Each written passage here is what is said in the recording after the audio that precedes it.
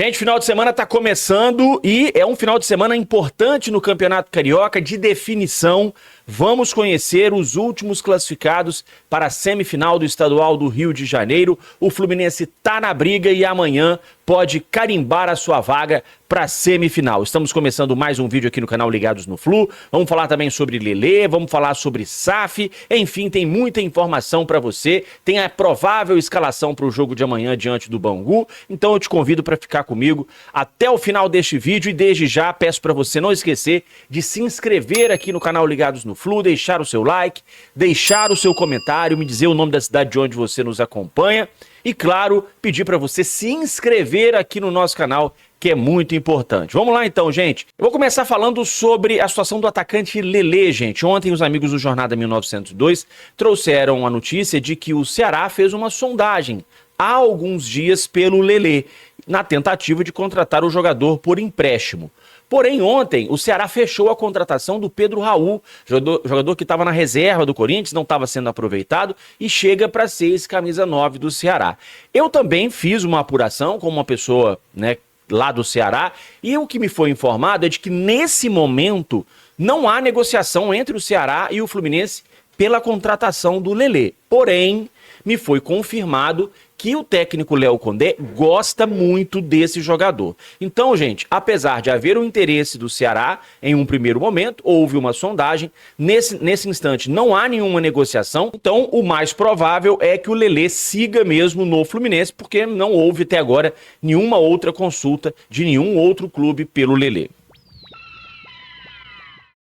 O técnico Mano Menezes vai definir hoje o time que enfrenta o Bangu amanhã, 6h30 da noite, no Maracanã, última rodada do Campeonato Carioca. O Guga está suspenso, Samuel Xavier vai ser o titular na lateral direita. Thiago Silva, boa notícia, treinou ontem, gente, participou da atividade, foi fotografado pela assessoria do Fluminense e começa a ser preparado para uma eventual disputa de semifinal do Campeonato Carioca. Não vai para o jogo de amanhã. Também acho difícil que vá para o jogo contra o Águia de Marabá quarta-feira na Copa do Brasil, lá em Belém do Pará. Deve mesmo ser preparado para uma eventual semifinal. Caso o Fluminense se classifique, a gente espera que isso possa acontecer amanhã com a vitória sobre o Bangu. Otávio e Everaldo já estão registrados, regularizados no BID da CBF e estão liberados para ficarem à disposição do técnico Mano Menezes. É bastante provável que os dois sejam relacionados para o jogo de amanhã, mas devem começar no banco de reservas. Existe a dúvida em relação ao Lavega, que também já está registrado já desde o mês passado.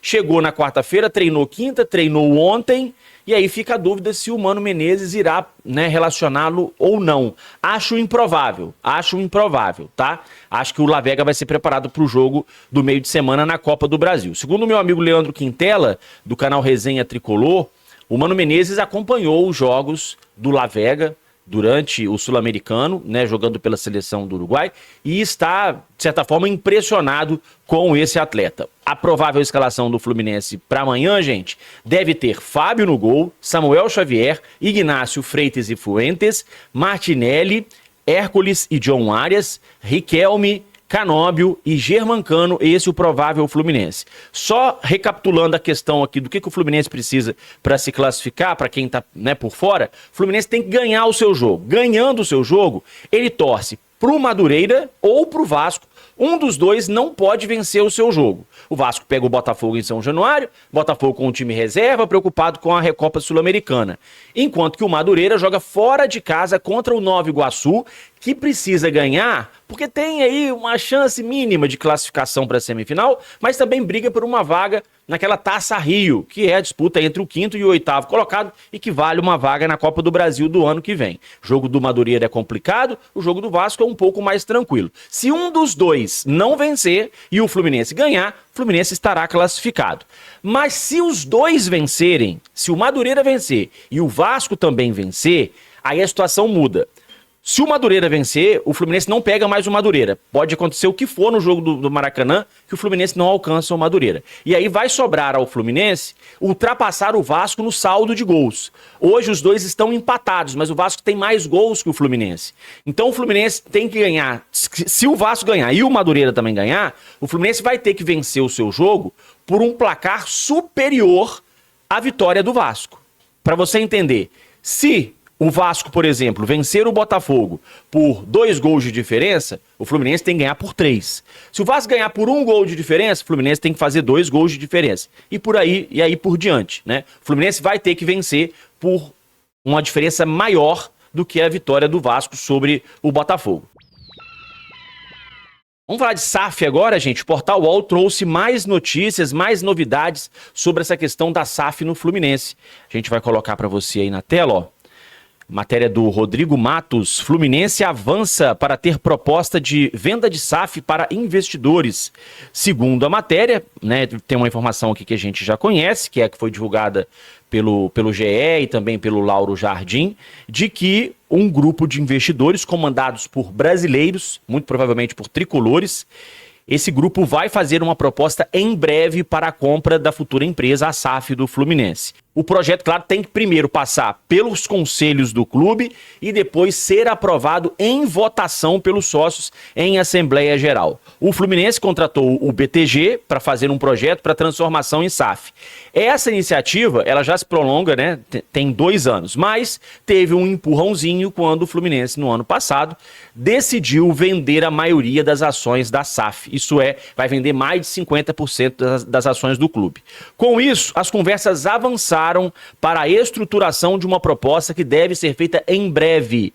O grupo interessado no Fluminense é majoritariamente composto por brasileiros e, como a gente já trouxe também, por tricolores que são, né, abonados, tricolores milionários. Mas ainda falta estruturar diversos fatores: valores da proposta, quem será o gestor, configuração dos investimentos e a forma como será feita a governança. O presidente Mário Bittencourt, né, é hoje um dos favoritos aí para ser o CEO dessa SAF, o que contraria boa parte da torcida que não concorda com essa decisão. Mas, ao que tudo indica, né, existe uma grande chance do Mário ser o CEO da SAF. Uma outra informação também importante, gente, divulgada pelo site GE, já coloquei aí na tela para você, a matéria do Giba Pérez, do Gustavo Garcia e do Marcelo Neves. Olha aqui, olha. O tema é visto com cautela entre a maior parte dos conselheiros, enquanto alguns são terminantemente contra vender o controle do clube para um investidor, outros aguardam para saber valores e condições do projeto antes de formar uma opinião.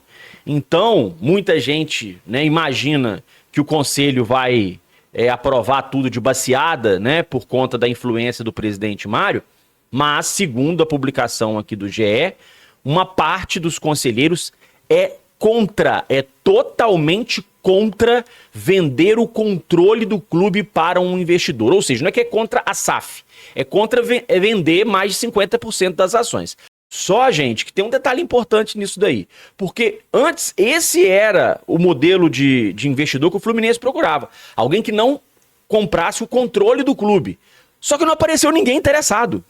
Ninguém quer botar dinheiro em algo que você não vai poder mandar. Você vai colocar o seu dinheiro no Fluminense e não vai mandar, então você vai comprar uma casa e não vai poder morar na casa? Não faz o menor sentido. Então o Fluminense teve que repensar esse modelo de negócio, esse modelo de SAF, para abrir mão do controle do clube, para aí sim aparecerem interessados. E os interessados já apareceram. Inclusive já avisaram ao BTG que tem interesse na compra da SAF do Fluminense. O BTG foi ao Fluminense e informou, olha, já apareceram os primeiros interessados. Agora, o que vai acontecer? Esses investidores, eles vão apresentar uma proposta formal. Valores, modelo de negócio, quem vai ser o gestor, quem vai tomar conta, enfim, como é que vai ser tocada essa SAF.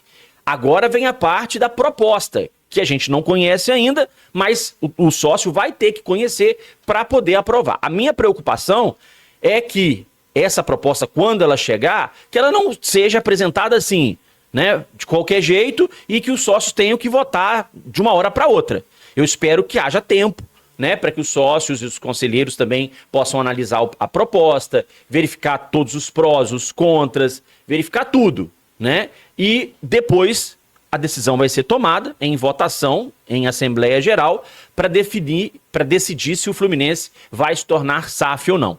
Já falei aqui mais de uma vez, eu sou a favor, tá, de que o Fluminense se transforme em SAF. É um movimento natural e é um movimento que os clubes, todos os clubes em algum momento terão que fazer, e o Fluminense, ele precisa, né, na minha opinião, também aderir a esse movimento para não ficar para trás.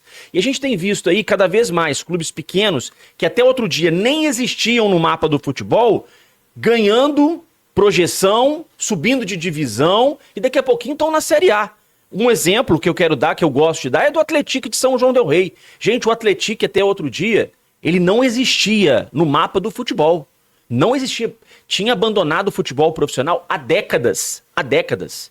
Hoje já está na Série B do Campeonato Brasileiro e, se bobear, vai brigar por uma vaga na Série A. Quem sabe daqui a 1, 2, 3 anos vai estar jogando a Série A do futebol brasileiro.